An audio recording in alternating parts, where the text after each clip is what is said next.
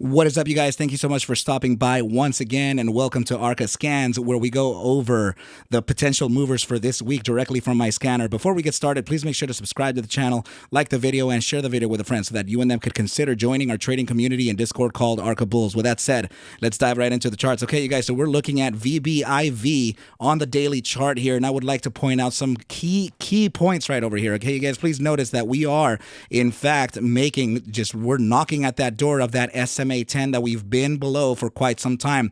We've actually been below it. Let's see.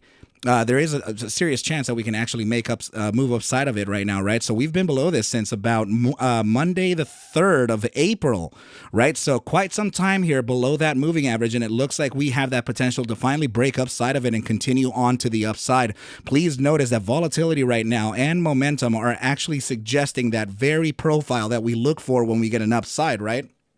And that is anytime that we have expanded into critical volatility, which could be within the 90 percentile, and started a contraction phase to the downside paired with stochastic momentum with an upside, we usually get a pretty nice move to the upside. Okay, you guys. So please also notice MACD increasing that bull strength, absolutely making that cross above the MACD signal. Moving average looking very nice here, you guys. And also notice that we're starting to get an upside pivot here on DMI. The bull strength is actually coming in and it's looking pretty nice thus far. Okay, you guys. So now let's go ahead and move a little bit forward here and then take a look at the immediate short-term time frame, right? So 30-minute immediate short-term, just like we always do. Let's go ahead and go over the position of our momentum then. Okay, so it looks like we're getting presented with a potential loading zone on the immediate short-term. Okay, so we're definitely getting that downside pivot from the 30-minute stochastic momentum, decreasing volatility, very much indicative of a continuation to the way down immediately. Okay,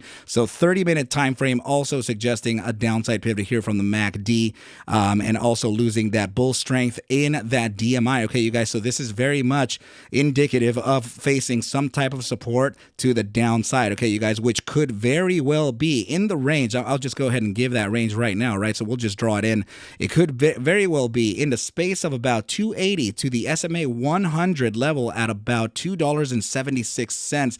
Okay, which could very well serve as a point of support before a continuation to the upside. Okay, you guys, so please know that there are still other levels to kind of look at, right? Particularly this zone here at about $2.90. We're at $2.91, right? But I am talking about this little gap here, right? So not always can those gaps be utilized like that, right? We would actually look at other levels, more like this one right over here. We have another small gap over here that we can keep in mind, right? So in this case, sometimes, we have that the strategy to kind of start averaging in, right? So, but just please know that it's within your own discretion, right, you guys? But my preference would be honestly the SMA 100, very conservative actually entry here. And yeah, let's go ahead and continue on the analysis here. Let's look up the time frame. So by hourly time frame, let's see what it's got in store for us. Okay, you guys. So yeah, let's go ahead and just load that up. Okay, so we have just a little bit of an ebb and flow happening here within the stochastic momentum indicator, but I would like to point out that the EMA3 has in fact made its move upside. Let's see if it actually did. Man, it did. Okay, so yeah, we have that EMA3 making a move upside of the 14-day simple moving average, suggesting still a continuation to the upside. Of course, it's not all the way validated with an upside. It's just a small ebb and flow right now. We still have that MACD pointed straight to the upside here. A little bit of loss of strength, which is very much in accordance with the stochastic momentum indicator, right? So now, and we're also noticing a very, very small pivot here on that DMI as well.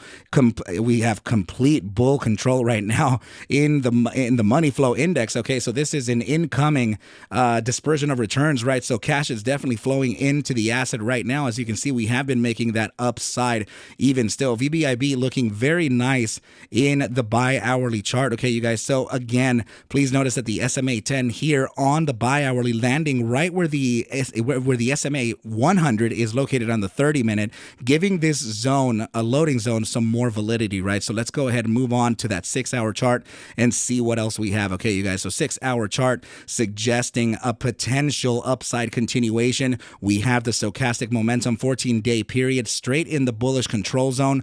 We have the EMA3 in the gravitational zone of the bearish control zone, suggesting an upside continuation here. Contracting volatility, guys, this is looking not bad whatsoever. We have an even more significant pivot to the upside and increasing bull strength here on the MACD 6 hour, right? You guys, please notice that we're about to make a cross upside of this of the bears here on the DMI, okay, you guys, and we still have incredible trend here. The ADX is actually at about 28%, you guys. Anytime that we are at 25% or up, that would be a strong trend indicator and favoring whoever is on top. In this case, of course, the bears are on top, but you can see here that the bulls are about to take that control. Incoming money flow index looking very good, you guys. Let's go ahead and go over that 12-hour time frame and take a look at what we have over here. Please notice that we still have a very strong pivot towards that upside, very renewed actually on that 12-hour MACD upside pivot here on both the EMA3 and the SMA14 of the Stokes. We also have that contracting volatility, you guys. Very, very nice. All right, you guys. So if we are looking at a potential upside continuation here, then there are several targets to kind of keep in mind, right? So first of all, the most the most obvious targets would be the current range highs, right, you guys? So that would be around this area here, right? So let's just go ahead and draw a resistance level for our benefit, okay? We'll also draw in some fibs just so that we can see if we are on the right page, right? So regarding the daily time frame, let's just go ahead and see if it even reaches, right? I would actually use maybe the prior day's close, right? So let's just go ahead and do that instead. So the prior day range high to the range low, fib taken in a natural manner, right, to the upside. Okay, you guys, so now please notice that the discretionary target that we're looking at here at resistance actually could be to this candle right over here, is landing right at about that 2.618 golden mean, $3.60. We have $3.63 at these areas of resistance, right? So very, very nice that it would be actually suggesting that topside target. The upper side of this target is actually landing right at the 3.272, also a target to keep in mind, okay, you guys? And now further beyond that, we're getting a very tight fit over here with the opening of this candle here and the 4.618 at 444. If we do start making any closures of 4-hour candles above the 388 area, I can definitely see a continuation to the upside, and that would be to the next most obvious target, which would be at around 540 to the bottom side of this gap right over here at about 594. Okay, you guys, please make sure to practice risk management within these assets, okay, within trading. Please make sure to practice, okay? I encourage you to only practice this with paper trading, okay? You guys, remember first and foremost that I am not a financial advisor. Take whatever I do show and iterate within these videos as just a form of entertainment, as I cannot suggest for you to buy or sell any assets whatsoever, okay, you guys? I need you to do your own due diligence. Everything will be cool. All right, guys, but with that said, I wish you well, a very good night, and I will catch you at the bell mañana. Adios.